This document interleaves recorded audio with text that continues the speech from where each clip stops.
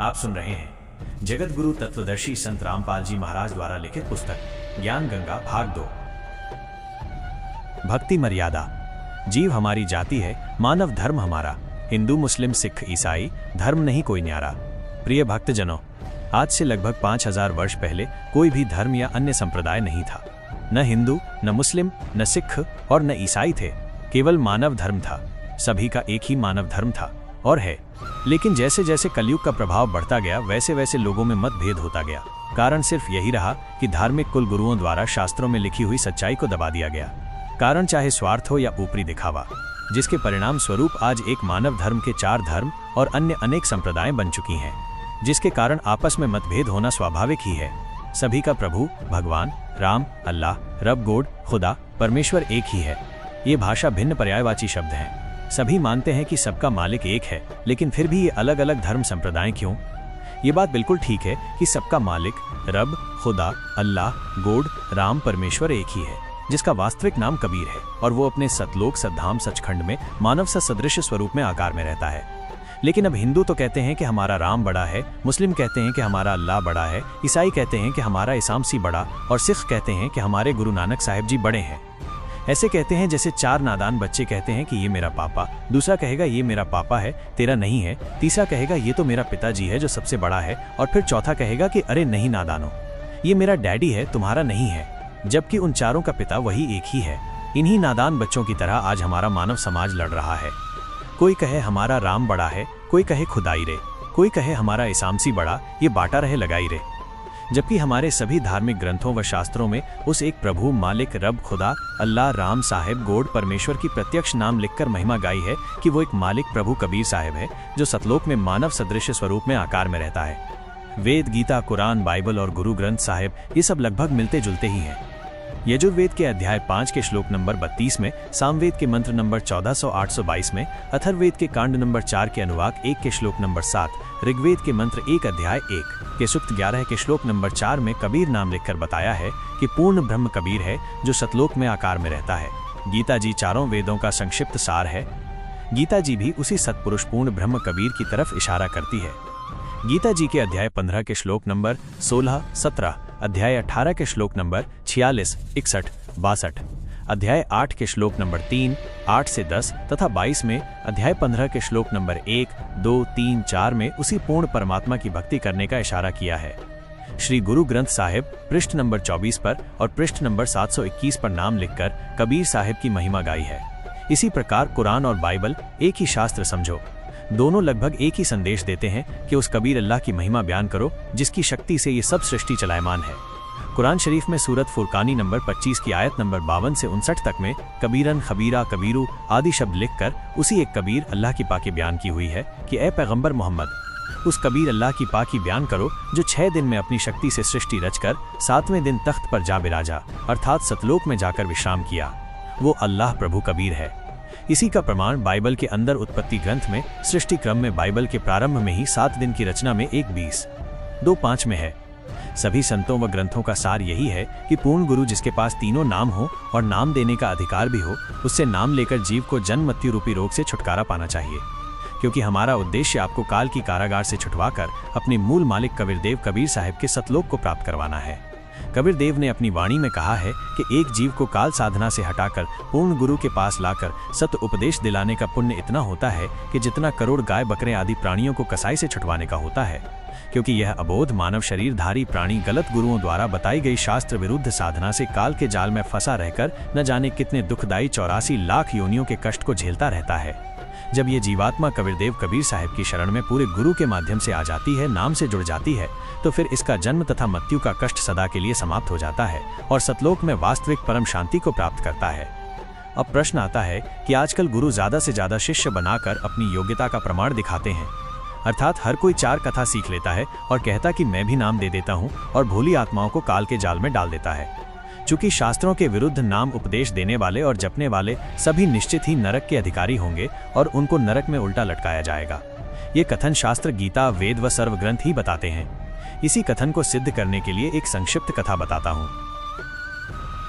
एक समय की बात है कि सभी को पता चला कि राजा परीक्षित को 7वें दिन सर्प डसेगा और उसकी मृत्यु होगी। इस बात का पता लगने पर सभी ने सोचा कि 7 दिनों तक राजा परीक्षित को भागवत की कथा सुनाई जाए ताकि इसका यहाँ से मोह हट जाए और प्रभु के चिंतन में लग जाए, क्योंकि मरते समय जिसकी जैसी भावना होती है वो उसी को प्राप्त होता है। सभी ने कहा कि अति उत्तम है, लेकिन अब कथा करे कौन? इस प्रश्न पर प्रश्नवाचक चिन्ह लग जाता है। इस समय वहां उपस्थित सभी महर्षियों ने यहाँ तक कि श्रीमद् भागवत सुधा सागर के रचयिता महर्षि वेद व्यास जी ने भी अपने आप को कथा सुनाने के योग्य नहीं समझा, क्योंकि उनको पता था कि हमारे अंदर ये समर्थता नहीं है, इसलिए क्यों एक जीव के जीवन को नष्ट करके पाप के भागीदार बने। चूंकि 7वें दिन परिणाम आना था, इसलिए 7 दिन तक कथा सुनाने की किसी की हिम्मत नहीं पड़ी। चूंकि सभी को अपनी औकात का पता होता है, स्वर्ग से सुखेदेव जी को भागवत की कथा करने के लिए बुलाया गया और तब राजा परीक्षित का मोह यहाँ से हटा और स्वर्ग की प्राप्ति हुई। स्वर्ग में सुख भोगने के पश्चात वापस नरक में और फिर लख 84 में चक्कर काटेगा। ये यहाँ का हार्ड एंड फास्ट रूल है, अर्थात अटल नियम है। ये उपलब्धि भी 3 लोक के पूर्ण गुरु बिना प्राप्त नहीं हो सकती। ठीक इसी प्रकार जब किसी स्थान पर प्रधानमंत्री आ रहा हो तो उनके आने से पहले 2-3 बहुत अच्छे वक्ता, गायक व तबले बेंजू बजाने वाले होते हैं, जो बहुत सुरीली और आकर्षक आवाज से दर्शकों को प्रभावित करते हैं। लेकिन वे जो कह रहे हैं उनमें से एक बात भी करने में सक्षम नहीं है। लेकिन जब प्रधानमंत्री आता है तो वो कम से कम शब्दों में कहता है कि आगरा में इंटरनेशनल कॉलेज बनवा दो, चंडीगढ़ में इंटरनेशनल यूनिवर्सिटी बनवा दो, आदि आदि। सिर्फ इतना कहकर पीएम साहब चले जाते हैं। उनके कहने से अगले दिन ही वो कार्य प्रारंभ हो जाता है, क्योंकि उनके वचन में शक्ति है। और यदि यही बात आप और मेरे जैसा आम व्यक्ति कहे तो हमारी बड़ी मूर्खता होगी, क्योंकि हमारे वचन में इतनी शक्ति नहीं है, जबकि प्रधानमंत्री के लिए ये सब साधारण बात है। इन तथ्यों को प्रमाणित करने के लिए कुछ निम्नलिखित वाणियां अवश्य पढ़ें और गहन विचार करें तथा अति शीघ्र गुरु मंत्र प्राप्त करें। कबीर, पंडित और मशालची दोनों सूझे नाही, औरों ने करे चांदना, आप अंधेरे माही। कबीर करणी तज कथनी कथें, अज्ञानी दिन रात। कुकर ज्यों भौंकत फिरें, सुनी सुनाई बात। गरीब बीजक की बातां कहें, बीजक नाही हाथ। पृथ्वी डोबन उतरे, कहे कहे मीठी बात। गरीब बीजक की बातां कहें, बीजक नाही पास। औरों को प्रबोधी, आपन चले निराश। गरीब कथनी के शूरे घने, कथई अटंबर ज्ञान।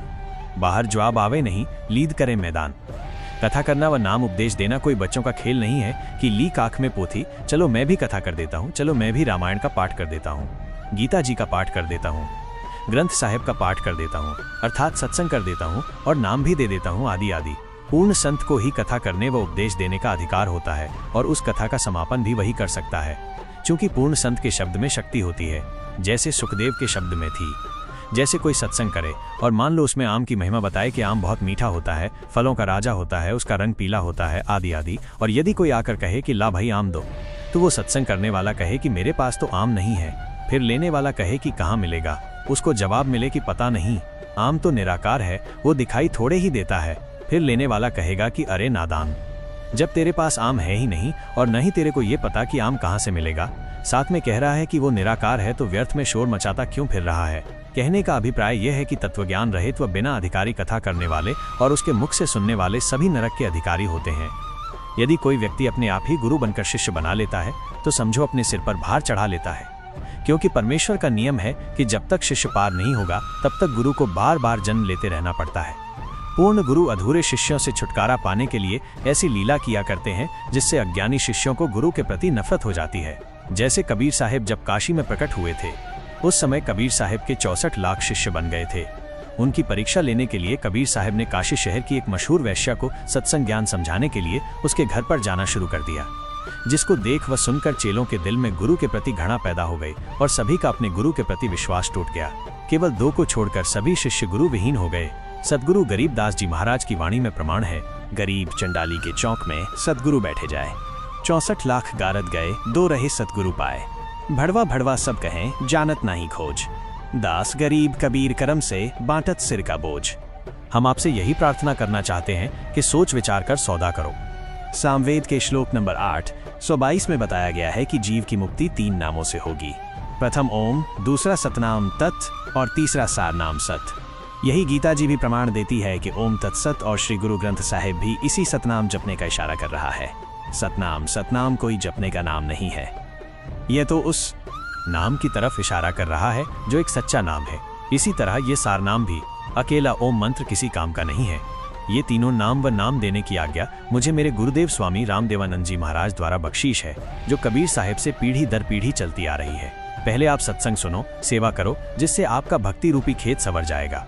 कबीर मानुष जन्म पाए कर नहीं रटे हरि नाम, जैसे कुआं जल बिना खुदवाया किस काम। कबीर, एक हरि के नाम बिना ये राजा ऋषभ हो, माटी ढोए कुम्हार की, घास न डाले कोई। इसके पश्चात अपने संवरे हुए खेत में बीज बोना होगा। शास्त्रों, कबीर साहिब की वाणी, वेद, गीता, पुराण, कुरान, धर्मदास साहिब आदि संतों की वाणी के अध्ययन से मुक्ति नहीं होगी। इन सभी शास्त्रों का एक ही सार है कि पूर्ण मुक्ति के लिए पूर्ण परमात्मा कबीर साहिब के प्रतिनिधि संत, जिनको उनके गुरु द्वारा नाम देने की आज्ञा भी हो, से नाम उपदेश लेकर आत्मकल्याण करवाना चाहिए। यदि नाम नहीं लिया तो नाम बिना सूना नगर, पड़या सकल में शोर। लूट न लूटी बंदगी, हो गया हंसा भोर। अदली आरती अदल अजूनी, नाम बिना है काया सूनी। झूठी काया खाल लुहारा, इंगला पिंगला सुषमन द्वारा। कंतग्नि भूमि भूमि का निलोई, जा घट निश्चय नाम न होई। सो नर कीट पतंग भुजंगा, 84 में धर है अंगा। यदि बीज नहीं बीजा तो आत्मा रूपी खेत की गुड़ाई अर्थात तैयारी करना व्यर्थ हुआ। कहने का अभिप्राय यह है कि इनसे आपको ज्ञान होगा जो कि आवश्यक है, परंतु पूर्ण गुरु द्वारा नाम उपदेश लेना अर्थात बीज बीजना भी अति आवश्यक है। नाम भी वही जपना होगा जो कि गुरु नानक साहिब ने जपा, गरीबदास साहिब ने जपा, धर्मदास साहिब आदि संतों ने जपा। इसके अतिरिक्त अन्य नामों से जीव की मुक्ति नहीं होगी। इसलिए आप सभी ने नाम उपदेश लेकर अपना भक्ति रूपी धन जोड़ना प्रारंभ करना चाहिए और अन्य सभी को भी बताना चाहिए, जितना जल्दी हो सके उतना जल्दी, क्योंकि न जाने कब और किस समय इस शरीर का पूरा होने का समय आ जाए। गुरु नानक देव जी भी कहते हैं कि न जाने ये काल की कर डारे, किस विधि ढल जा पासावे। जिन्हा दे सिर ते मौत खुड़गदी, उन्हानु केड़ा हासावे। कबीर साहिब कहते हैं कि कबीर, श्वास श्वास में नाम जपो, व्यर्था श्वास मत खोए। न जाने इस श्वास का आवन हो के ना होए। सतगुरु सोई जो सार नाम दृढ़ावे, और गुरु कोई काम ना आवे। सार नाम विपिन पुरुष भगवान द्रोही, अर्थात जो गुरु सार नाम व सार शब्द नहीं देता है या उसको अपने गुरु द्वारा नाम देने का अधिकार नहीं है, अर्थात शास्त्रों के अध्ययन से यदि कोई मनमुखी गुरु ये नाम भी दे देता हो तो भी वो गुरु और उनके शिष्यों को नरक में डाला जाएगा। वो गुरु भगवान का दुश्मन है, विद्रोही है, उसे भगवान के दरबार में उल्टा लटकाया जाएगा। अब भक्त समाज में नकली गुरुओं संतों द्वारा एक गलत धारणा फैला रखी है कि एक बार गुरु धारण करने के पश्चात दूसरा गुरु नहीं बदलना चाहिए। जरा विचार करके देखो कि गुरु हमारे जन्म मृत्यु रूपी रोग को काटने वाला वैद्य होता है। यदि एक वैद्य से हमारा रोग नहीं कटता है तो हम दूसरे अच्छे वैद्य डॉक्टर के पास जाएंगे, जिससे हमारा जानलेवा रोग ठीक हो सके। जैसे धर्मदास साहिब के पहले गुरु श्री रूपदास जी थे, लेकिन जब धर्मदास जी को पता लगा कि ये गुरु पूर्ण मुक्तिदाता नहीं है तो तुरंत त्याग कर पूर्ण ब्रह्म परमेश्वर सतपुरुष कबीर साहिब को अपना गुरु बनाया और पूर्ण मोक्ष प्राप्त करके सत्य लोक प्राप्त किया। ठीक इसी प्रकार अधूरे गुरु को तुरंत त्याग देना चाहिए। झूठे गुरु के पक्ष को तजत न कीजिए वारी। गुरु व नाम महिमा की वाणी। गरीब बिन उपदेश अचंभ है, क्यों जीवत है प्राण। बिन भक्ति कहाँ ठौर है, नर नाही पाषाण। गरीब, एक हरि के नाम बिना नारी कुतिया हो, गली गली भौंकत फिरे, टूक न डाले को। गरीब, बीबी पड़दे रही थी, ड्योढ़ी लगती बार, गात उघाड़े फिरती हैं, बन कुतिया बाजार। गरीब नकबेसर नक से बनी, पहरत हार हमेल, सुंदरी से सुनही, कुतिया बनी, सुनी साहिब के खेल। कबीर, हरि के नाम बिना राजा ऋषभ हुए, माटी लदे कुम्हार के, घास न डाले कोए। कबीर, राम कृष्ण से कौन बड़ा, उन्हों भी गुरु कीन, तीन लोक के वे धनी, गुरु आगे आधीन। कबीर, गर्भ योगेश्वर गुरु बिना, लागा हरि की सेव। कहे कबीर, स्वर्ग से फेर दिया सुखदेव। कबीर, राजा जनक से नाम ले, किन्हीं हरि की सेव। कहे कबीर, बैकुंठ में उल्ट मिले सुखदेव। कबीर, सतगुरु के उपदेश का लाया एक विचार, जय सतगुरु मिलते नहीं, जाता नरक द्वार। कबीर, नरक द्वार में दूत सब करते खैचातान, उनते कबहू न छुटता, फिर फिरता चारों खान। कबीर, चार खानी में भ्रमता, कबहू न लगता पार, सो फेरा सब मिट गया सतगुरु के उपकार। कबीर, सात समुद्र मसी करूं, लेखनी करूं बन राय, धरती का कागज करूं, गुरु गुण लिखा न जाए। कबीर, गुरु बड़े गोविंद से मन में देख विचार, हरि सुमरे सो रह गए, गुरु भजे हुए पार। कबीर, गुरु गोविंद दो खड़े, काके लागू पाए, बलिहारी गुरु आपने, जिन गोविंद दिया मिलाए। कबीर, हरि के रूठता, गुरु की शरण में जाए। कबीर, गुरु जय रूठ जा, हरि नहीं होत सहाय। नाम कौन से राम का जपना है? गीता जी के अध्याय नंबर 15 का श्लोक नंबर 16। द्वौ इमौ पुरुषौ लोके क्षरः च अक्षरः एव च क्षरः सर्वाणि भूतानि कूटस्थः अक्षरः उच्यते।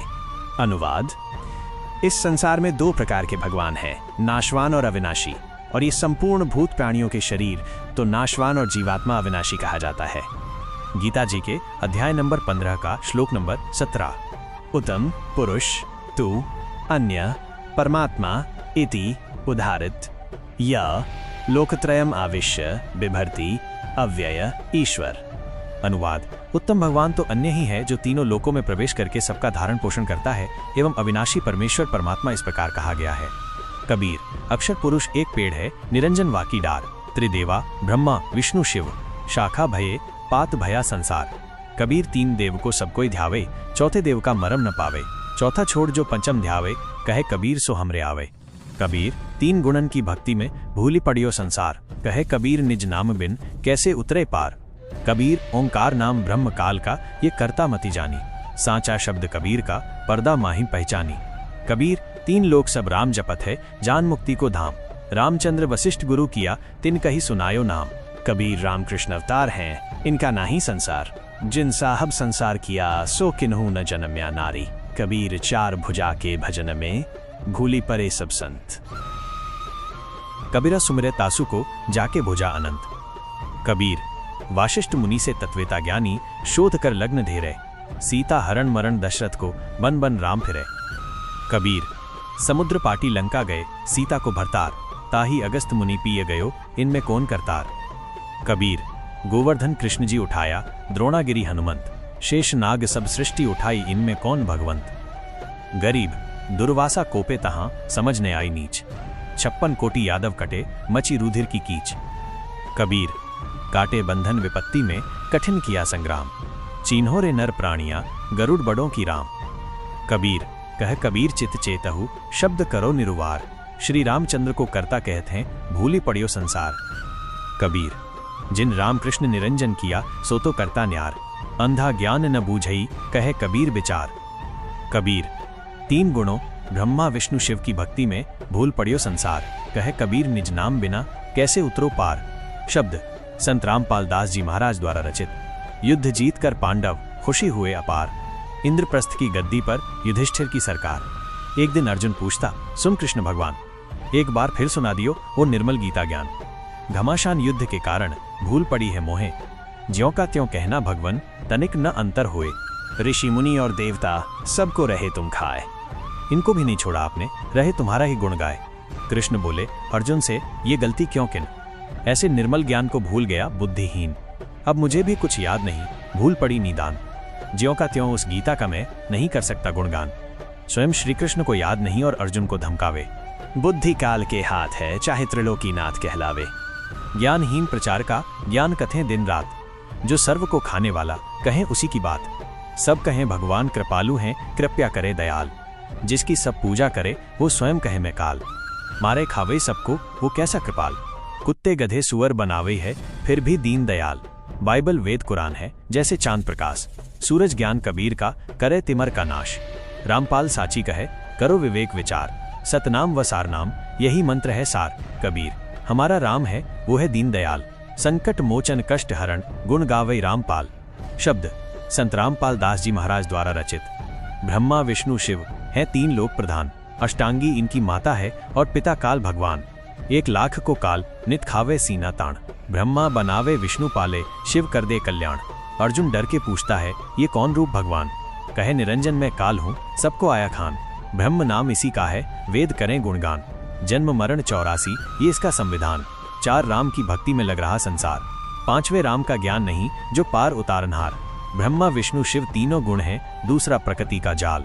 लाख जीव नित भक्षण करें, राम तीसरा काल। अक्षर पुरुष है राम चौथा, जैसे चंद्रमा जान। 5वां राम कबीर है जैसे उदय हुआ भान। राम देवानंद गुरु जी कर गए नजर निहाल, सतनाम का दिया खजाना बढ़ते रामपाल। नाम दीक्षा लेने वाले व्यक्तियों के लिए आवश्यक जानकारी। पूर्ण गुरु की पहचान दीक्षा लेने वाले को चाहिए कि वो सर्वप्रथम गुरु जी की पहचान करे, उसके पश्चात दीक्षा ले। आज कलयुग में भक्त समाज के सामने पूर्ण गुरु की पहचान करना सबसे जटिल प्रश्न बना हुआ है, लेकिन इसका बहुत ही लघु और साधारण सा उत्तर है कि जो गुरु शास्त्रों के अनुसार भक्ति करता है और अपने अनुयायियों अर्थात शिष्यों द्वारा करवाता है वही पूर्ण संत है। चूंकि भक्ति मार्ग का संविधान धार्मिक शास्त्र जैसे कबीर साहिब की वाणी, नानक साहिब की वाणी, संत गरीबदास जी महाराज की वाणी, संत धर्मदास जी साहिब की वाणी, वेद गीता पुराण कुरान पवित्र बाइबल आदि हैं। जो भी संत शास्त्रों के अनुसार भक्ति साधना बताता है और भक्त समाज को मार्गदर्शन करता है तो वह पूर्ण संत है, अन्यथा वह भक्त समाज का घोर दुश्मन है जो शास्त्रों के विरुद्ध साधना करवा रहा है, इस अनमोल मानव जन्म के साथ खिलवाड़ कर रहा है। ऐसे गुरु या संत को भगवान के दरबार में घोर नरक में उल्टा लटकाया जाएगा। उदाहरण के तौर पर जैसे कोई अध्यापक सिलेबस से बाहर की शिक्षा देता है तो वो उन विद्यार्थियों का दुश्मन है। गीता अध्याय नंबर 7 का श्लोक नंबर 15। न माम दुष्कृतिनः मूढ़ाः प्रपद्यन्ते नराधमाः मायया अपहृत ज्ञानाः आसुरम भावम आश्रिताः। अनुवाद, माया के द्वारा जिनका ज्ञान हरा जा चुका है, ऐसे आसुर स्वभाव को धारण किए हुए मनुष्यों में नीच दूषित कर्म करने वाले मूर्ख मुझको नहीं भजते, अर्थात वे तीनों गुणों रजगुण ब्रह्मा, सतगुण विष्णु, तमगुण शिव की साधना ही करते रहते हैं। यजुर्वेद अध्याय नंबर 40 श्लोक नंबर 10 संत रामपाल दास जी द्वारा भाषा भाष्य। अन्य देवाहुः संभवादन्यदाहुर संभवात इति शुश्रुम धीराणाम ये नस्तद्विच चक्षुरे। हिंदी अनुवाद, परमात्मा के बारे में सामान्यतः निराकार अर्थात कभी न जन्मने वाला कहते हैं, दूसरे आकार में अर्थात जन्म लेकर अवतार रूप में आने वाला कहते हैं।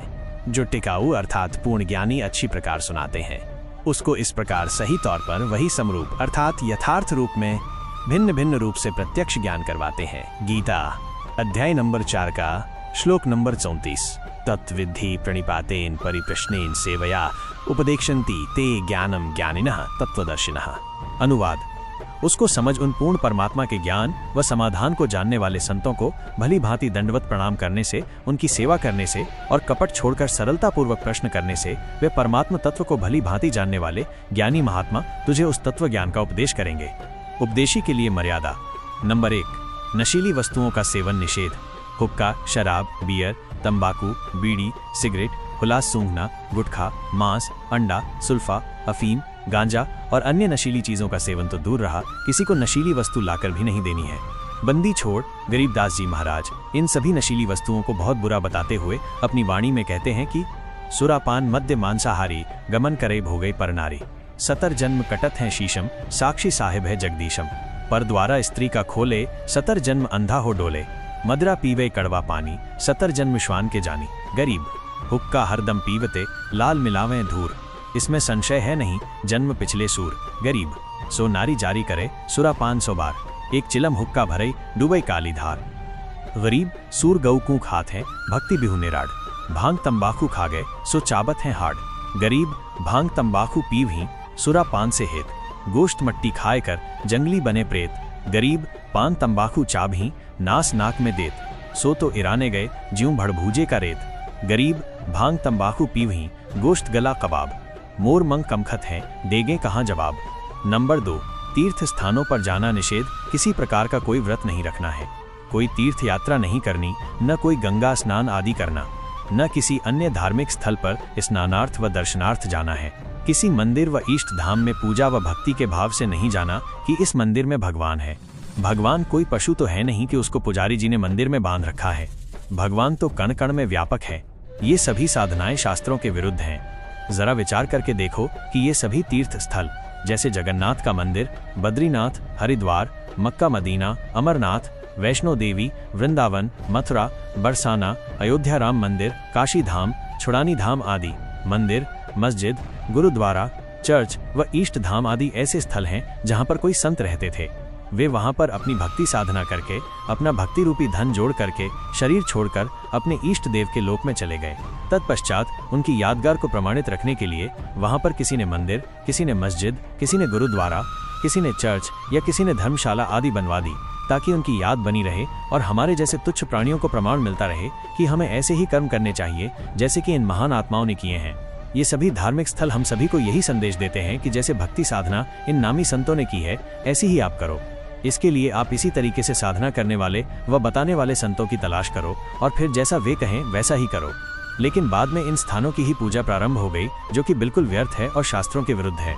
ये सभी स्थान तो एक ऐसे स्थान की भांति हैं जहाँ पर किसी हलवाई ने भट्ठी बनाकर जलेबी, लड्डू आदि बनाकर स्वयं खाकर और अपने सगे साथियों को खिलाकर चले गए। उसके बाद में उस स्थान पर न तो वो हलवाई है और न ही मिठाई, फिर तो वहाँ केवल भट्ठी ही है। वो न तो हमारे को मिठाई बनाना सिखा सकती है और न ही हमारा पेट भर सकती है। अब कोई कहे कि आओ भैया, आपको वो भट्ठी दिखाकर लाऊंगा जहाँ पर एक हलवाई ने मिठाई बनाई थी। चलो चलते हैं। वहाँ जाकर उस ठीक को देख लिया और 7 चक्कर भी काट आए। क्या आपको मिठाई मिली? क्या आपको मिठाई बनाने की विधि बताने वाला हलवाई मिला? इसके लिए आपने वैसा ही हलवाई खोजना होगा जो सबसे पहले आपको मिठाई खिलाए और बनाने की विधि भी बताए। फिर जैसे वे कहें केवल वही करना, अन्य नहीं। ठीक इसी प्रकार तीर्थ स्थानों की पूजा न करके वैसे ही संतों की तलाश करो जो शास्त्रों के अनुसार पूर्ण परमात्मा कबीर साहिब की भक्ति करते व बताते हो। फिर जैसे वे कहें केवल वही करना, अपनी मनमानी नहीं करना। सामवेद संख्या नंबर 1400 उतार्चिक अध्याय नंबर 12 खंड नंबर 3 श्लोक नंबर 5 संत रामपाल दास द्वारा भाषा भाष्य। भद्रा वस्त्रा समन्या तीन बसानो महान कविर निवचनानि शंसन आव बच्चस्व चंबोह पुयमानो विचक्षणो जागविर्देववीतौ। हिंदी। चतुर व्यक्तियों ने अपने वचनों द्वारा पूर्ण परमात्मा पूर्ण ब्रह्म की पूजा का सत्य मार्गदर्शन न करके अमृत के स्थान पर आन उपासना, जैसे भूत पूजा, पितर पूजा, श्राद्ध निकालना, तीनों गुणों की पूजा, रजगुण ब्रह्मा, सद्गुण विष्णु, तमगुण शंकर तथा ब्रह्मकाल की पूजा, मंदिर, मस्जिद, गुरुद्वारों, चर्चों व तीर्थ, उपवास तक की उपासना रूपी फोड़े व घाव से निकले मवाद को आदर के साथ आचमन करवा रहे होते हैं। उसको परम सुखदायक पूर्ण ब्रह्म कबीर से शरीर साधारण वेशभूषा में, वस्त्र का अर्थ है वेशभूषा, संत भाषा में इसे चोला भी कहते हैं। जैसे कोई संत शरीर त्याग जाता है तो कहते हैं कि महात्मा तो चोला छोड़ गए। सत्य लोक वाले शरीर के समान दूसरा तेजपुंज का शरीर धारण करके आम व्यक्ति की तरह जीवन जीकर कुछ दिन संसार में रहकर अपनी शब्द साखियों के माध्यम से सत्य ज्ञान को वर्णन करके पूर्ण परमात्मा के छुपे हुए वास्तविक सत्य ज्ञान तथा भक्ति को जागृत करते हैं। गीता अध्याय नंबर 16 का श्लोक नंबर 23। यह शास्त्र विधिम उत्संज वर्तते कामकारतः न सह सिद्धिम अवाप्नोति न सुखम न पराम गतिम। अनुवाद। जो पुरुष शास्त्र विधि को त्याग कर अपनी इच्छा से मनमाना आचरण करता है वो न सिद्धि को प्राप्त होता है, न परम गति को और न सुख को ही। गीता अध्याय नंबर 6 का श्लोक नंबर 16। न अति अश्रणतः तु योगः अस्ति न च एकांतम अनश्नतः न च अति स्वप्नशीलस्य जाग्रतः न एव च अर्जुन। अनुवाद। हे अर्जुन, यह योग अर्थात भक्ति न तो बहुत खाने वाले का और न बिल्कुल न खाने वाले का, न एकांत स्थान पर आसन लगाकर साधना करने वाले का तथा न बहुत शयन करने के स्वभाव वाले का और न सदा जागने वाले का ही सिद्ध होता है। पूजे देई धाम को शीश हलावे जो, गरीब दास साची कहे हद काफिर है सो। कबीर गंगा काठे घर करे पीवई निर्मल नीर, मुक्ति नहीं हरि नाम बिन सतगुरु कहें कबीर। कबीर तीर्थ कर कर जगमुआ उड़े पानी नहाए, राम ही नाम न जपा काल घसीटे जाए। गरीब पीतल ही का थाल है पीतल का लोटा, जड़ मूरत को पूजते आवे गाटोटा। गरीब पीतल चमच्चा पूजिए जो थाल परोसे, जड़ मूरत किस काम की मति रहो भरोसे। कबीर पर्वत पर्वत में फिरा कारण अपने राम, राम सरीखे जन मिले जिन सारे सब काम। नंबर 3। देवी देवता तथा पितर पूजा निषेध। किसी प्रकार की पितर पूजा, श्राद्ध निकालना आदि कुछ नहीं करना है। भगवान श्री कृष्ण जी ने भी इन पितरों की व भूतों की पूजा करने से साफ मना किया है।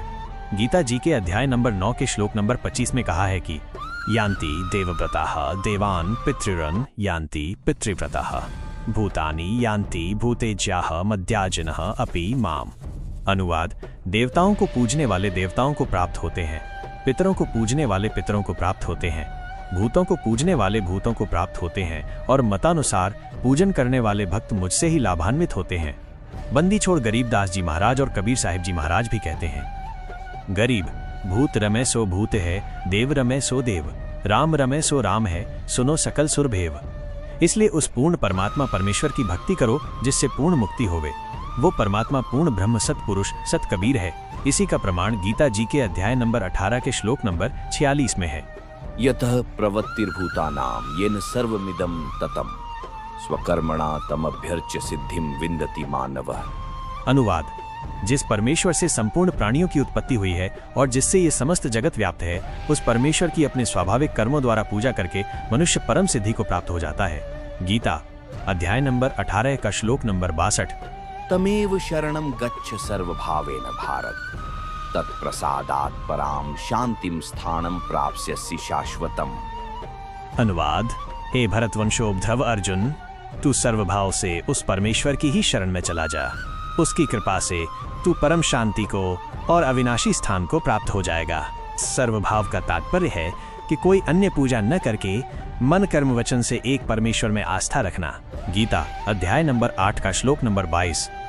पुरुषः स परः पार्थ भक्त्या लभ्यस्त्वनन्यया यस्यान्तः स्थानि भूतानि येन सर्वमिदं ततम्। अनुवाद। हे पार्थानंदन अर्जुन, संपूर्ण प्राणी जिसके अंतर्गत हैं और जिससे ये संपूर्ण संसार व्याप्त है, वह परम पुरुष परमात्मा तो अनन्य भक्ति से प्राप्त होने योग्य है। अनन्य भक्ति का तात्पर्य है एक परमेश्वर पूर्ण ब्रह्म की भक्ति करना, दूसरे देवी देवताओं अर्थात तीनों गुणों रजगुण ब्रह्मा, सतगुण विष्णु, तमगुण शिव की नहीं। गीता जी के अध्याय नंबर 15 का श्लोक नंबर 1 से 4। गीता अध्याय नंबर 15 का श्लोक नंबर 1। ऊर्ध्वमूलम अधः शाखम अश्वत्थम प्राहु अव्ययम छंदांसि यस्य पर्णानि यः तम वेद सः वेदवित्। अनुवाद। ऊपर को जड़ वाला, नीचे को शाखा वाला अविनाशी विस्तृत संसार रूपी पीपल का वृक्ष है, जिसके छोटे छोटे हिस्से या टहनियां पत्ते कहे हैं। उस संसार रूप वृक्ष को जो इस प्रकार जानता है वह पूर्ण ज्ञानी अर्थात तत्वदर्शी है। गीता अध्याय नंबर 15 का श्लोक नंबर 2। अधः च ऊर्ध्वं प्रसन्ता तस्य शाखा गुण प्रवद्धा विषय प्रवाला अधः च मूलानि अनुसंततानि कर्मानुबंधीनि मनुष्य लोके। अनुवाद। उस वृक्ष की नीचे और ऊपर तीनों गुणों ब्रह्मा, रजगुण, विष्णु सतगुण, शिव तमगुण रूपी फैली हुई विकार, काम, क्रोध, मोह, लोभ, अहंकार रूपी कोपल डाली ब्रह्मा, विष्णु, शिव ही जीव को कर्मों में बांधने की भी जड़ें अर्थात मूल कारण है, तथा मनुष्य लोक, स्वर्ग, नरक लोक, पृथ्वी लोक में नीचे 84 लाख जूनियों में ऊपर व्यवस्थित किए हुए हैं। गीता अध्याय नंबर 15 का श्लोक नंबर 3। न रूपम अस्य इह तथा उपलभ्यते न अंतः न च आदिह न च संप्रतिष्ठा अस्वत्थम एनम सुबिरूढ़मूलम असंगशस्त्रेण दड़ेन छित्वा। अनुवाद। इस रचना का न शुरुआत तथा न अंत है, न वैसा स्वरूप पाया जाता है, तथा यहाँ विचार काल में अर्थात मेरे द्वारा दिया जा रहा गीता ज्ञान में पूर्ण जानकारी मुझे भी नहीं है, क्योंकि सर्व ब्रह्मांडों की रचना की अच्छी तरह स्थिति का मुझे भी ज्ञान नहीं है। इस अच्छी तरह स्थायी स्थिति वाला मजबूत स्वरूप वाले निर्लेप तत्व ज्ञान रूपी दृढ़ शस्त्र से अर्थात निर्मल तत्व ज्ञान के द्वारा काटकर अर्थात निरंजन की भक्ति को क्षणिक जानकर। गीता अध्याय नंबर 15 का श्लोक नंबर 4। ततः पदम तत्परिमार्गितव्यम यस्मिन् गता न निवर्तन्ति भूयः तमेव चाद्यम पुरुषम प्रपद्ये यतः प्रतन्ति प्रसन्ता पुराणी। अनुवाद। उसके बाद उस परम पद परमात्मा की खोज करनी चाहिए, जिसको प्राप्त हुए मनुष्य फिर लौटकर संसार में नहीं आते और जिससे अनादिकाल से चली आने वाली ये सृष्टि विस्तार को प्राप्त हुई है। उस आदि पुरुष परमात्मा के ही मैं शरण हूँ। इस प्रकार स्वयं भगवान श्री कृष्ण ने इंद्र, जो देवी देवताओं का राजा है, कि पूजा भी छुड़वाकर उस परमात्मा की भक्ति करने के लिए ही प्रेरणा दी थी, जिस कारण उन्होंने गोवर्धन पर्वत को उठाकर इंद्र के कोप से ब्रजवासियों की रक्षा की। गरीब इंद्र चढ़ा ब्रज डुबोवन, भीगा भीत न लेव, इंद्र कढ़ाई होत जगत में, पूजा खा गए देव। कबीर इस संसार को समझाऊं कै बार, पूछ जो पकड़े भेड़ की, उतरना चाहे पार। नंबर 4, गुरु आज्ञा का पालन। गुरुदेव जी की आज्ञा के बिना घर में किसी भी प्रकार का धार्मिक अनुष्ठान नहीं करवाना है। जैसे बंदी छोड़ अपनी वाणी में कहते हैं कि गुरु बिन यज्ञ हवन जो करहीं, मिथ्या जावे कबहू नहीं फलहीं। कबीर गुरु बिन माला फेरते, गुरु बिन देते दान, गुरु बिन दोनों निष्फल हैं, पूछो वेद पुराण। नंबर 5, माता मसानी पूजना निषेध। आपने खेत में बनी मंडी या किसी खेड़े आदि की या किसी अन्य देवता की समाध नहीं पूजनी है। समाध चाहे किसी की भी हो, बिल्कुल नहीं पूजनी है। अन्य कोई उपासना नहीं करनी है। यहाँ तक कि तीनों गुणों ब्रह्मा विष्णु शिव की पूजा भी नहीं करनी है। केवल गुरु जी के बताए अनुसार ही करना है। गीता अध्याय नंबर 7 का श्लोक नंबर 15। न माम दुष्कृतिनः मूढ़ाः प्रपद्यन्ते नराधमाः मायया अपहृत ज्ञानाः आसुरम भावम आश्रिताः। अनुवाद। माया के द्वारा जिनका ज्ञान हरा जा चुका है, ऐसे आसुर स्वभाव को धारण किए हुए मनुष्य नीच दूषित कर्म करने वाले मूर्ख मुझको नहीं भजते, अर्थात वे तीनों गुणों रजगुण ब्रह्मा, सतगुण विष्णु, तमगुण शिव की साधना ही करते रहते हैं। कबीर माई मसानी शेड शीतला, भैरव भूत हनुमंत, परमात्मा उनसे दूर है जो इनको पूजन। कबीर 100 वर्ष तो गुरु की सेवा, एक दिन आन उपासी, वो अपराधी आत्मा पड़े काल की फांसी, गुरु को तजय भजय जो आना, ता पशुआ को फोकट ज्ञाना। नंबर 6, संकट मोचन कबीर साहिब हैं। कर्म कष्ट संकट होने पर कोई अन्य इष्ट देवता की या माता मसानी आदि की पूजा कभी नहीं करनी है, न किसी प्रकार की बुझा पड़वानी है। केवल बंदी छोड़ कबीर साहिब को पूजना है, जो सभी दुखों को हरने वाले संकट मोचन है। सामवेद संख्या नंबर 8, 122 उतार्चिक अध्याय 3, खंड नंबर 5, श्लोक नंबर 8, संत रामपाल दास द्वारा भाषा भाष्य। मनीषिभिः पवते पूर्व्यः कविर्न भिर्यतः परिकोशाम अशिष्यदत् त्रितस्य नाम जनयन मधु क्षरन्निन्द्रस्य वायुं सख्याय वर्धयन। हिंदी। सनातन अर्थात अविनाशी कबीर परमेश्वर हृदय से चाहने वाले, श्रद्धा से भक्ति करने वाले भक्तात्मा को 3 मंत्र उपदेश देकर पवित्र करके जन्म मृत्यु से रहित करता है तथा उसके प्राण अर्थात जीवन श्वासों को, जो संस्कारवश अपने मित्र अर्थात भक्त की गिनती के डाले हुए होते हैं, को अपने भंडार से पूर्ण रूप से बढ़ाता है, जिस कारण से परमेश्वर के वास्तविक आनंद को अपने आशीर्वाद प्रसाद से प्राप्त करवाता है। कबीर। देवी देव ठाढ़े भये हमको ठौर बताओ, जो मुझ कबीर को पूजे नहीं उनको लूटो खाओ। गरीब। काल जो पीसे पीसना, जौरा है पनिहार। ये 2 असल मजूर हैं सतगुरु के दरबार। नंबर 7, अनावश्यक दान निषेध। कहीं पर और किसी को दान रूप में कुछ नहीं देना है, न पैसे न बिना सिला हुआ कपड़ा आदि कुछ नहीं देना है। यदि कोई दान रूप में कुछ मांगने आए तो उसे खाना खिला दो, चाय दूध लस्सी पानी आदि पिला दो, परंतु देना कुछ भी नहीं है। न जाने वो भिक्षुक उस पैसे का क्या दुरुपयोग करे। जैसे एक व्यक्ति ने किसी भिखारी को उसकी झूठी कहानी, जिसमें वो बता रहा था कि मेरे बच्चे इलाज बिना तड़फ रहे हैं, कुछ पैसे देने की कृपया करें, को सुनकर भावनावश होकर 100 रुपए दे दिए। वो भिखारी पहले पाव शराब पीता था। उस दिन उसने आधा बोतल शराब पी और अपनी पत्नी को पीट डाला। उसकी पत्नी ने बच्चों सहित आत्महत्या कर ली। आप द्वारा किया हुआ वो दान उस परिवार के नाश का कारण बना। यदि आप चाहते हो कि ऐसे दुखी व्यक्ति की मदद करें तो उसके बच्चों को डॉक्टर से दवाई दिलवा दें, पैसा न दें। कबीर।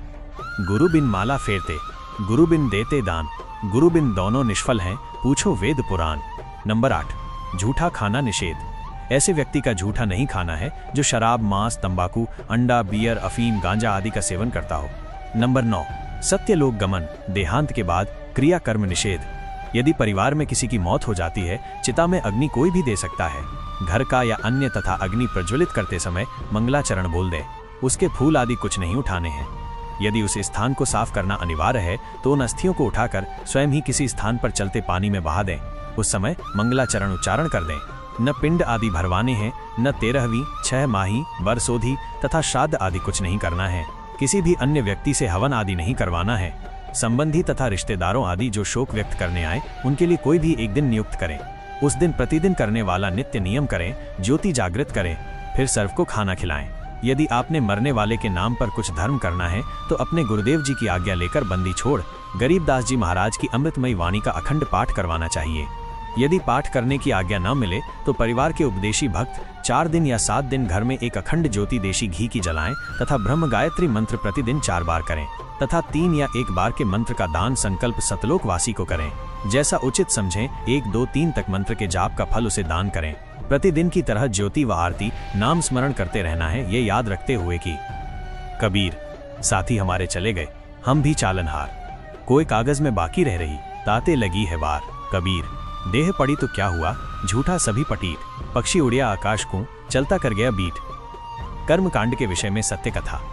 मेरे संत रामपाल दास के पूज्य गुरुदेव स्वामी रामदेवानंद जी महाराज को 16 वर्ष की आयु में किसी महात्मा के सत्संग सुनने से वैराग्य हो गया था। एक दिन वे खेतों में गए हुए थे।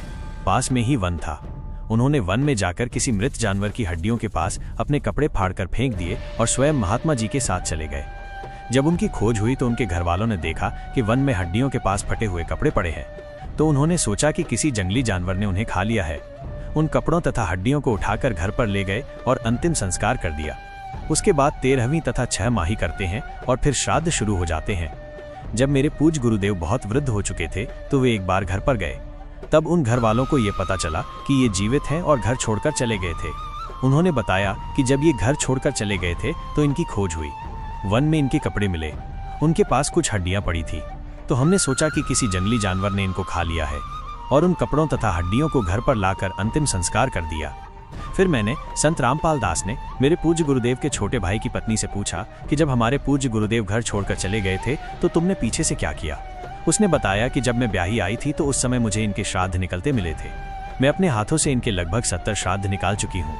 उसने बताया कि जब घर में कोई नुकसान हो जाता था, जैसे कि भैंस का दूध न देना, थन में खराबी आ जाना, कोई और नुकसान हो जाना आदि, तो हम सियानों के पास बूझा पड़वाने के लिए जाते थे। तो वे कहते थे कि तुम्हारे घर में कोई निसंतान अनमैरिड मरा हुआ है, तुम्हारे को वो दुखी कर रहा है क्योंकि वो भूत बना हुआ है। फिर हम उसके कपड़े आदि देते हैं। तब मैंने कहा कि ये तो दुनिया का उद्धार कर रहे हैं, ये किसको दुख दे रहे थे, ये तो अब सुखदाता हैं। फिर मैंने संत रामपाल जी महाराज ने उस वृद्धा से कहा कि अब तो ये आपके सामने है, अब तो ये व्यर्थ की साधना जैसे श्राद्ध निकालने बंद कर दो। तब उसने कहा कि ये तो पुरानी रिवाज है, ये कैसे छोड़ दूं। अर्थात हम अपनी पुरानी रिवाजों में इतने लीन हो चुके हैं कि प्रत्यक्ष प्रमाण होने पर कि वो गलत कर रहे हैं, छोड़ नहीं सकते। इससे प्रमाणित होता है कि श्राद्ध निकालना, पितर पूजा करना आदि सब व्यर्थ हैं। नंबर 10, बच्चे के जन्म पर शास्त्र विरुद्ध पूजा निषेध। बच्चे के जन्म पर कोई छठी आदि नहीं मनानी है। सुतक के कारण प्रतिदिन की तरह करने वाली पूजा, भक्ति, आरती, ज्योति जगाना आदि बंद नहीं करनी है। इसी संदर्भ में एक संक्षिप्त कथा बताता हूँ। एक व्यक्ति की शादी के 10 वर्ष पश्चात पुत्र हुआ था। पुत्र की खुशी में उसने बहुत ही खुशी मनाई। 20-25 गांवों को भोजन के लिए आमंत्रित किया और बहुत ही गाना बजाना हुआ, अर्थात काफी पैसा खर्च किया। फिर 1 वर्ष के बाद उस पुत्र का देहांत हो जाता है। फिर वही परिवार टक्कर मारकर रोता है और अपने दुर्भाग्य को कोसता है। इसलिए कबीर साहेब हमें बताते हैं कि कबीर, बेटा जाया खुशी हुई, बहुत बजाए थाल, आना जाना लग रहा ज्यों कीड़ी का नाल। कबीर, पतझड़ आवत देखकर बन रोवे मन माही, ऊंची डाली पात थे अब पीले हो जाही। कबीर, पात झड़ता यूं कहे सुन भई तरुवर राय, अब के बिछुड़े नहीं मिला न जाने कहाँ गिरेंगे जाए। कबीर, तरुवर कहता पात से, सुनो पात एक बात, यहाँ की याहे रीति है, एक आवत एक जात। नंबर 11, देई धाम पर बाल उतरवाने जाना निषेध। बच्चे के किसी देई धाम पर बाल उतरवाने नहीं जाना है। जब देखो बाल बड़े हो गए, कटवा कर फेंक दो। एक मंदिर में देखा कि श्रद्धालु भक्त अपने लड़के या लड़कियों के बाल उतरवाने आए। वहां पर उपस्थित नाई ने बाहर के रेट से 3 गुना पैसे लिए और एक कैंची भर बाल काटकर माता पिता को दे दिए। उन्होंने श्रद्धा से मंदिर में चढ़ाए। पुजारी ने एक थैले में डाल लिए, रात्रि को उठाकर दूर एकांत स्थान पर फेंक दिए। ये केवल नाटकबाजी है। क्यों न पहले की तरह स्वाभाविक तरीके से बाल उतरवाते रहें तथा बाहर डाल दें। परमात्मा नाम से प्रसन्न होता है, पाखंड से नहीं। नंबर 12, दहेज लेना तथा देना निषेध। उपदेश लेने के पश्चात न दहेज देना है न लेना है। नंबर 13, आत्मकल्याण के लिए दीक्षा लें। नाम उपदेश को केवल दुख निवारण की दृष्टिकोण से नहीं लेना चाहिए, बल्कि आत्मकल्याण के लिए लेना चाहिए। फिर सुमिरन से सर्व सुख अपने आप आ जाते हैं। कबीर, सुमिरन से सुख होत है, सुमिरन से दुख जाए, कहे कबीर सुमिरन किए साईं माही समाए। नंबर 14, व्याभिचार निषेध। पराई स्त्री को माँ बेटी बहन की दृष्टि से देखना चाहिए। व्याभिचार महापाप है। जैसे गरीब पर द्वारा स्त्री का खोले, 70 जन्म अंधा हो डोले, सुरापान मद्य मांसाहारी, गवन करें भोगें पर नारी, 70 जन्म कटत हैं शीशम, साक्षी साहिब है जगदीशम। पर नारी न परसियो मानो वचन हमार, भवन चतुर्दशतास सिर त्रिलोकी का भार। पर नारी न परसियो सुनो शब्द सल्तंत, धर्मराय के खंभ से अर्धमुखी लटकंत। नंबर 15, निंदा सुनना व करना निषेध। अपने गुरु की निंदा भूलकर भी न करे और नहीं सुने। सुनने से अभिप्राय है, यदि कोई आपके गुरु जी के बारे में मिथ्या बातें करे तो आपने लड़ना नहीं है, बल्कि ये समझना चाहिए कि ये बिना विचारे बोल रहा है, अर्थात झूठ कह रहा है। गुरु की निंदा सुनई जो काना, ताको निश्चय नरक निदाना। अपने मुख निंदा जो करहीं, शुक्र श्वान गर्भ में परहीं। निंदा तो किसी की भी नहीं करनी है और नहीं सुननी है, चाहे वो आम व्यक्ति ही क्यों न हो। कबीर साहिब कहते हैं कि तिनका कबहू न निंदिए जो पांव तले हो, कबहू उठ आखिन पड़े पीर घनेरी हो। नंबर 16, सत्संग सुनना तथा सेवा करना अनिवार्य है। सत्संग में समय मिलते ही आने की कोशिश करे तथा सत्संग में नखरे मान बढ़ाई करने नहीं आए, अपितु अपने आप को एक बीमार समझ कर आए। जैसे बीमार व्यक्ति चाहे कितने ही पैसे वाला हो, चाहे उच्च पदवी वाला हो, जब अस्पताल में जाता है तो उस समय उसका उद्देश्य केवल रोग मुक्त होना होता है। जहां डॉक्टर लेटने को कहे लेट जाता है, बैठने को कहे बैठ जाता है, बाहर जाने का निर्देश मिले तो बाहर चला जाता है, फिर अंदर आने के लिए आवाज आए तो चुपके से अंदर आ जाता है। ठीक इसी प्रकार यदि आप सत्संग में आते हो तो आपको सत्संग में आने का लाभ मिलेगा, अन्यथा आपका आना निष्फल है। सत्संग में जहां बैठने को मिल जाए वहीं बैठ जाए, जो खाने को मिल जाए उसे परमात्मा कबीर साहिब की रजा से प्रसाद समझकर खाकर प्रसन्नचित्त रहे। गुरु दर्श से बहुत लाभ मिलता है। कबीर परमेश्वर जी ने कहा है कि कबीर, संत मिलन कूं चालिए तज माया अभिमान, जो जो कदम आगे रखे वो ही यज्ञ समान। कबीर, संत मिलन कूं जाइए दिन में कई कई बार, आसोज के मेह ज्यों घना करे उपकार। कबीर, दर्शन साधु का परमात्मा आवे याद, लेखे में वो है घड़ी बाकी के दिन बाद। कबीर दर्शन साधु का मुख पर बसे सुहाग, दर्श उन्हीं को होते हैं जिनके पूर्ण भाग। नंबर 17, गुरु जी के समान किसी को महत्व नहीं देना। यदि कहीं पर पाठ या सत्संग चल रहा हो या वैसे गुरु जी के दर्शनार्थ जाते हो तो सर्वप्रथम गुरु जी को दंडवत लंबा लेटकर प्रणाम करना चाहिए। बाद में सत ग्रंथ साहिब व तस्वीरों जैसे साहिब कबीर की मूर्ति, गरीबदास जी की व स्वामी राम देवानंद जी व गुरु जी की मूर्ति को प्रणाम करें, जिससे सिर्फ भावना बनी रहेगी। मूर्ति पूजा नहीं करनी है, केवल प्रणाम करना पूजा में नहीं आता।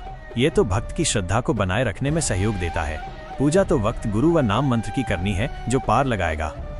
कबीर, गुरु को तजे भजे जो आना, ता पशुआ को फोकट ज्ञाना। कबीर, गुरु गोविंद दो खड़े काके लागू पाए, बलिहारी गुरु आपने जिन गोविंद दियो मिलाए। कबीर, गुरु बड़े हैं गोविंद से मन में देख विचार, हरि सुमरे सो रह गए गुरु भजे हुए पार। कबीर, हरि के रूठता गुरु की शरण में जाए, कबीर गुरु जय रूठ जा हरि नहीं होत सहाय। कबीर, 7 समुद्र की मसी करूं लेखनी करूं बन राय, धरती का कागज करूं तो गुरु गुण लिखा न जाए। नंबर 18, मांस भक्षण निषेध। अंडा व मांस भक्षण व जीव हिंसा नहीं करनी है, ये महापाप होता है, जैसे साहेब कबीर जी महाराज व गरीबदास जी महाराज ने बताया है। कबीर, जीव हने हिंसा करे प्रकट पाप सिर होए, निगम पुनि ऐसे पाप ते भिस्त गया नहीं कोय। कबीर, तिल भर मछली खाए कर कोटि गऊ दे दान, काशी करौत ले मरे तो भी नरक निदान। कबीर, बकरी पाती खात है ताकि काढ़ी खाल, जो बकरी को खात है तिनका कौन हवाल। कबीर, गला काटी कलमा भरे किया कहे हलाल, साहब लेखा मांगसी तब होसी कौन हवाल। कबीर, दिन को रोजा रहत हैं रात हनत हैं गाय, ये खून वो वंदगी कहूं क्यों खुशी खुदाए। कबीर, कबीराते ही पीर हैं जो जाने पर पीर, जो पर पीर न जानी है सो काफिर बेपीर। कबीर, खूब खाना है खिचड़ी माही परी टुकलौन, मांस पराया खाए के गला कटावे कौन। कबीर, मुसलमान मारे कर्दसों हिंदू मारे तरवार, कहे कबीर दोनों मिली जय हैं यम के द्वार। कबीर, मांस आहारी मानव प्रत्यक्ष राक्षस जानी, ताकि संगति मति करई होई भक्ति में हानि। कबीर, मांस खाए ते ढेर सब मद पीवें सो नीच, कुल की दुर्मति पर हरे राम कहे सो ऊंच। कबीर, मांस मछलियां खात हैं सुरापान से हेत, ते नर नर के जाहेंगे माता पिता समेत। गरीब, जीव हिंसा जो करते हैं या आगे क्या पाप, कंटक जुनी जहान में सिंह भेड़िया और सांप, झोटे बकरे मुर्गे ताई, लेखा सब ही लेत गुसाई। मंग मोर मारे महमता अचरा चर हैं जीव अनंता, जे हुए स्वाद हिते प्राणा, नीमा नाश गया हम जाना। तीतर लवा बुटेरी चिड़िया, खूनी मारे बड़े अगड़िया, अदले बदले लेखे लेखा, समझ देख सुन ज्ञान विवेका। गरीब, शब्द हमारा मानियो और सुनते हो नर नारी, जीव दया बिन कुफर है चले जमाना हारी, अनजाने में हुई हिंसा का पाप नहीं लगता। परमात्मा कबीर साहिब कहते हैं, इच्छा कर मारे नहीं बिन इच्छा मर जाए, कहे कबीर तास का पाप नहीं लगाए। नंबर 19, गुरुद्रोही का संपर्क निषेध। यदि कोई भक्त गुरुजी से द्रोह करता है, गुरुजी से विमुख हो जाता है, वो महापाप का भागी हो जाता है। यदि किसी को मार्ग अच्छा न लगे तो अपना गुरु बदल सकता है। यदि वह पूर्व गुरु के साथ बैर व निंदा करता है तो वह गुरुद्रोही कहलाता है। ऐसे व्यक्ति से भक्ति चर्चा करने में उपदेशी को दोष लगता है, उसकी भक्ति समाप्त हो जाती है। गरीब, गुरुद्रोही की पैड़ पर जे पग आवे वीर, 84 निश्चय पड़े सतगुरु कहें कबीर। कबीर, जान बुझ साची तजय करे झूठे से नेह, जाकी संगत है प्रभु स्वपन में भी न देह। अर्थात गुरुद्रोही के पास जाने वाला भक्ति रहित होकर नरक व लख 84 जूनियों में चला जाएगा। नंबर 20, जुआ निषेध। जुआताश कभी नहीं खेलना चाहिए। कबीर, मांस भखई और मद पिए, धन वेश्या सो खाए, जुआ खेली चोरी करे, अंत समूला जाए। नंबर 21, नाच गान निषेध। किसी भी प्रकार के खुशी के अवसर पर नाचना व अश्लील गाने गाना भक्ति भाव के विरुद्ध है। जैसे एक समय एक विधवा बहन किसी खुशी के अवसर पर अपने रिश्तेदार के घर पर गई हुई थी। सभी खुशी के साथ नाच गा रहे थे, परंतु वो बहन एक तरफ बैठकर प्रभु चिंतन में लगी हुई थी। फिर उनके रिश्तेदारों ने उससे पूछा कि आप ऐसे क्यों निराश बैठे हो, आप भी हमारे की तरह नाचो गाओ और खुशी मनाओ। इस पर वो बहन कहती है कि किसकी खुशी मनाऊं, मुझ विधवा का एक ही पुत्र था, वो भी भगवान को प्यारा हो चुका है, अब क्या खुशी है मेरे लिए। ठीक इसी प्रकार इस काल के लोक में प्रत्येक व्यक्ति की स्थिति है। यहाँ पर गुरु नानक देव जी की वाणी है कि न जाने काल की कर डारे, किस विधि ढल जा पासावे। जिन्हा दे सिर ते मौत खुड़गदी उन्हां ਨੂੰ ਕਿਹੜਾ ਹਾਸਾਵੇ ਸਾਧ ਮਿਲੇ ਸਾਡੀ ਸ਼ਾਦੀ ਖੁਸ਼ੀ ਹੁੰਦੀ ਵਿਛੜਦਾ ਦਿਲਗਿਰੀ ਦੁੱਖ ਵੇ ਅਖਦੇ ਨਾਨਕ ਸੁਨੋ ਜਿਹਾਨਾ मुश्किल हाल फकीरी वे। कबीर साहिब जी महाराज भी कहते हैं कि कबीर झूठे सुख को सुख कहे मान रहा मनमोद, सकल चबीना काल का कुछ मुख में कुछ गोद। कबीर बेटा जाया खुशी है बहुत बजाए थाल, आवण जाना लग रहा ज्यों कीड़ी का नाल। विशेष स्त्री तथा पुरुष दोनों ही परमात्मा प्राप्ति के अधिकारी हैं। स्त्रियों को मासिक धर्म के दिनों में भी अपनी दैनिक पूजा ज्योति लगाना आदि बंद नहीं करना चाहिए, नहीं किसी के देहांत या जन्म पर भी दैनिक पूजा कर्म बंद नहीं करना है। नोट: जो भक्तजन इन 21 सूत्रीय आदेशों का पालन नहीं करेगा उसका नाम समाप्त हो जाएगा। यदि अनजाने में कोई गलती हो भी जाती है तो वह माफ हो जाती है, और यदि जानबूझकर कोई गलती की है तो वह भक्त नाम रहित हो जाता है। इसका समाधान यही है कि गुरुदेव जी से क्षमा याचना करके दोबारा नाम उपदेश लेना होगा। कृपया आगे पढ़ें। उन भक्तों की आप बीती जो शास्त्र विरुद्ध साधना त्याग कर उपरोक्त नियमों का पालन करके कितने सुखी हुए हैं, और पहले सब लोक वेद वाली पूजाएं करके भी महादुखी थे। लेखक संत रामपाल दास जी महाराज, सतलोक आश्रम, बरवाला जिला, हिसार, हरियाणा, भारत।